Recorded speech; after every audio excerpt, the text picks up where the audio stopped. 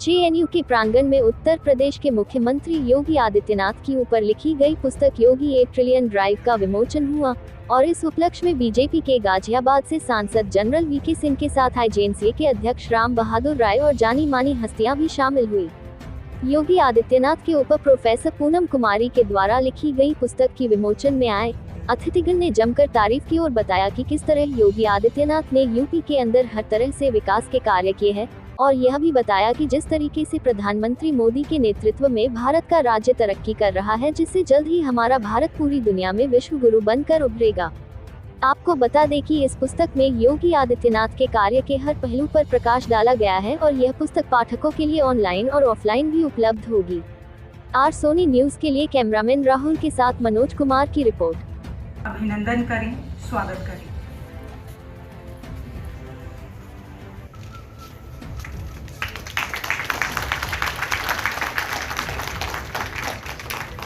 Sir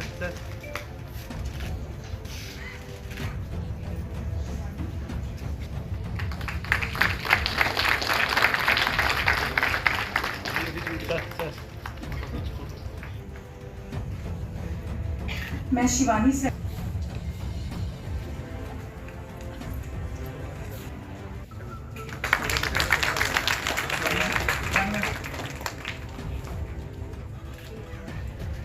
professor Dipendra Nath ji का स्वागत, अभिनंदन, शिवानी सक्सेना।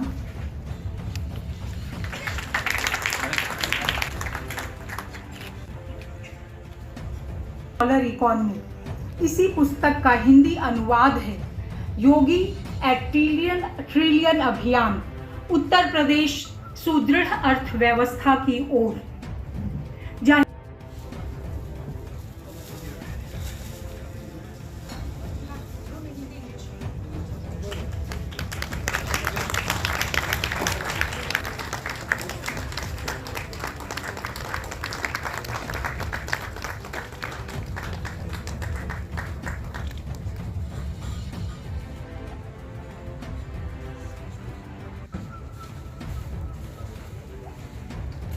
लगता है क्योंकि इतनी देर सुनने के बाद अटेंशन स्पैन कम हो जाता है। एक बार अपने लिए जोर से ताली बजा।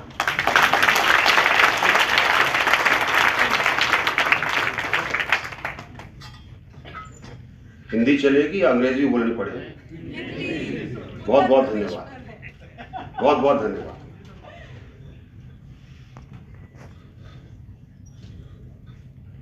देखिए, इससे पहले कि मैं उत्तर प्रदेश की बात करूं, क्योंकि मैं उत्तर प्रदेश की बात शुरू कर दूंगा तो आप कहेंगे कि उत्तर प्रदेश से मेंबर ऑफ पार्लियामेंट हैं, उत्तर प्रदेश के गुणगान करेंगे। पहले मैं आपको ले जाना चाहता हूं कि आज भारत है कहां पर, और उसके बाद फिर हम उतर के आएंगे कि उत्तर प्रदेश के बारे में जो पूनम जी ने लिखा है वो क्यों लिखा है और वो दिशा क्यों इस तरफ को जा रही है जहां हम उत्तर प्रदेश को एक ट्रिलियन इकोनॉमी के रूप में देखना चाहते हैं। पूरी दुनिया में एक आर्थिक व्यवस्था है, एक आर्थिक गति है 6.5% की, वो भारत की है, किसी की नहीं होगी। हमारे पास 2015 में स्टार्टअप का प्रोग्राम शुरू हुआ था, आपको याद होगा, प्रधानमंत्री जी ने शुरू किया। 428 रजिस्टर्ड स्टार्टअप्स थे। आज पूरे विश्व में भारत तीसरे नंबर पर है, जहां अगर हम ऐसे स्टार्टअप्स की बात करते हैं जो यूनिकॉर्न्स हैं या जिनकी करोड़ से ज्यादा की बिजनेस है, तीसरे नंबर पर है। और अगर हम बात करें रोजाना खुलने वाले स्टार्टअप्स के अंदर, तो आपका देश सबसे 2016 के अंदर डिजिटल इंडिया का कार्यक्रम शुरू हुआ था। आज इस्तेमाल भारत में होता है। आप अमेरिका को और चीन को दोनों को मिला लीजिए, इन सबसे ज्यादा data Bharat. Oath taking, the first thing thing that the Chief Minister did was rushed to the police headquarters in Lucknow. The meeting went late in the night, and on the very next morning, the first thing he did was sanctioned a 60,000 crore rupees for. तो 12 या 13 मई 1963 की बात है। लोकसभा में एक सदस्य खड़े हुए, उनका नाम था विश्वनाथ सिंह हमरी। उन्होंने छोटा भाषण दिया है, शब्दों में कहें तो वो 1000 शब्द से भी कम है। लोकसभा की कार्रवाई में वो है, मेरे पास भी है। उस भाषण देकर जैसे ही वो बैठे कि एक लोकसभा का कर्मचारी या चपरासी चिट लेकर के आया और कहा कि पंडित नेहरू आपको बुलाना। विश्वनाथ सिंह हमरी प्रधानमंत्री का जो संसद में दफ्तर है उसका नंबर है 10। प्रधानमंत्री के दफ्तर में उनको बुलाया गया और जवाहरलाल नेहरू की जैसी स्टाइल थी, पहले उन्होंने डांटा, कहा कि तुम समाजवादी लोग जो है फालतू बात करते रहते हो, तुमने क्या भाषण किया। तो विश्वनाथ सिंह हमरी ने कहा, पंडित जी मैंने सही बात कही है, वो आपको पता नहीं चलेगा। उन्होंने गाजीपुर की गरीबी का जिक्र किया था और यह जिक्र किया था कि कितनी गरीबी है, पशु के गोबर से या गाय या बैल के गोबर से जो उसमें गेहूं होता है उसको छानकर लोग खाते हैं और रोटी बनाते हैं। गाजीपुर की गरीबी का वर्णन कर रहे थे। विश्वनाथ सिंह हमरी पर की बात पर पंडित नेहरू को विश्वास नहीं हुआ, तो उन्होंने उनको बैठाया, हमरी को, कि तुम बैठो यहाँ। मैंने एक तरह से हिरासत में ले लिया और तुरंत प्रधानमंत्री दफ्तर से प्लानिंग कमीशन के वाइस चेयरमैन अशोक मेहता को बुलाया गया। अशोक मेहता को पंडित नेहरू ने कहा कि जरा हमरी से बात करो, ये उलझुल बात कर रहा है, क्या ऐसा भी हो सकता है, इसकी जांच कराओ। अशोक मेहता ने बाकायदे वीवी पटेल आयोग बनाया और वीवी पटेल आयोग की अगर आपको मिले रिपोर्ट तो आप पा सकते हैं कि उत्तर प्रदेश के ये दीपेंद्र नाथ दास रायबरेली का नाम ले रहे थे, रायबरेली तो अमीर है। उन 5 जिलों की वो रिपोर्ट थी और रिपोर्ट के बारे में मैं अभी नहीं जाऊंगा। मैं केवल ये कहना चाहता हूँ कि वीवी पटेल ने अपनी रिपोर्ट की पहले पैरे में लिखा कि जब हम इन इलाकों में घूम रहे थे तो पता नहीं कितनी बार मेरी जीप पलटते पलटते बची, यानी रास्ता इतना खराब था।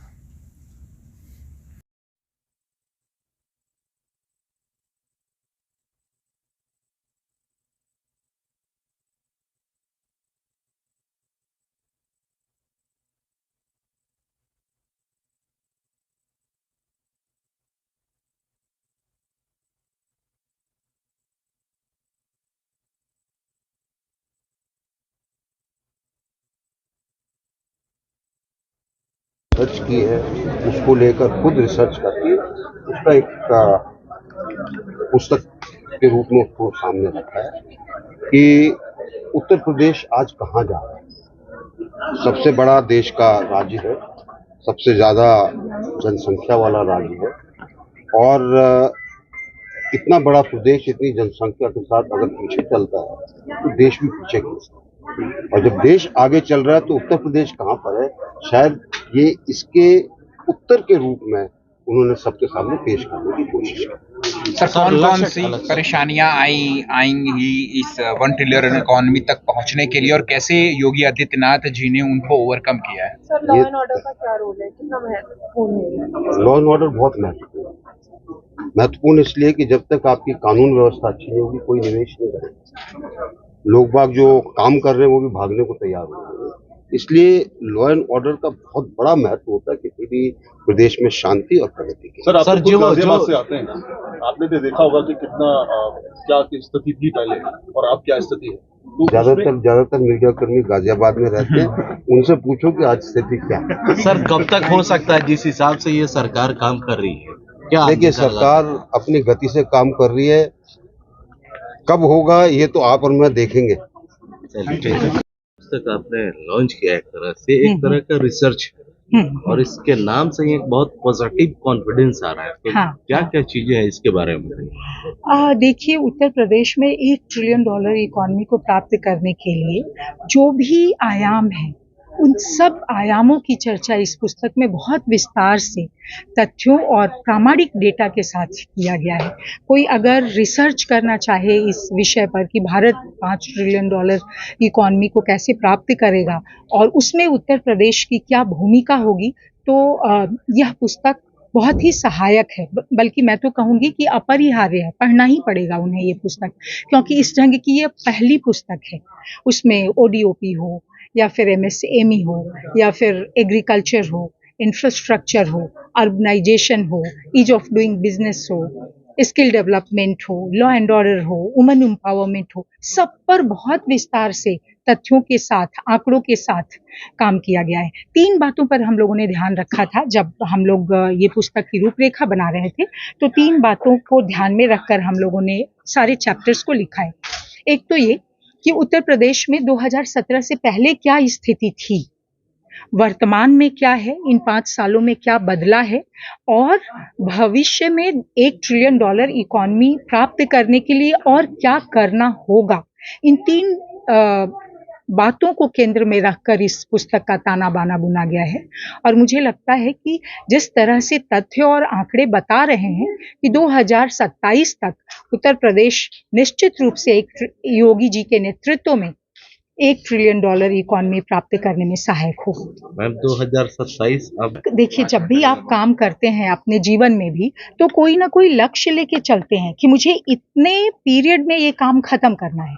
तो एक तो होना चाहिए ना, कोई भी डेट तो होनी चाहिए कि इतने सालों में, पंचवर्षीय योजनाएं हुआ करती थी, तो इतने वर्षों में पूरा करना है। तो एक रखा है 2027 की, उस समय तक ये हम लोगों को अचीव करना है। अच्छा, समाज का मैम कुछ कई सारा ऐसा वर्ग है यूपी।